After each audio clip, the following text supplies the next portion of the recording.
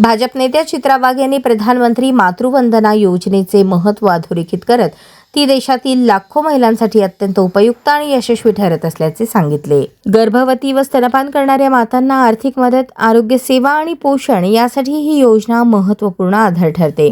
मातांच्या आरोग्यावर लक्ष दिल्यास संपूर्ण समाज निरोगी राहतो, हा मुख्य संदेश देत त्यांनी सरकारने महिलांसाठी सातत्याने केलेल्या उपक्रमांची माहिती दिली।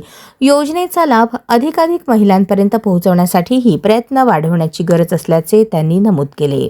जर माता सरकारी रुग्णालयामध्ये डिलिव्हरीसाठी गेली, बाळाला जन्म देण्यासाठी गेली, तर तिच्या खात्यामध्ये सुद्धा निधी वितरित केला जातो। संपूर्ण राज्यामध्ये या योजना ज्या आहेत त्या पोहोचलेल्या आहेत।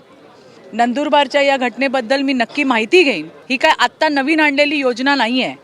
गेल्या 10 वर्षाच्या मध्ये अनेक योजना आणल्या, त्याच्यातली प्रधानमंत्री मातृवंदन योजना ही अतिशय लोकप्रिय आणि यशस्वी अशी योजना आहे।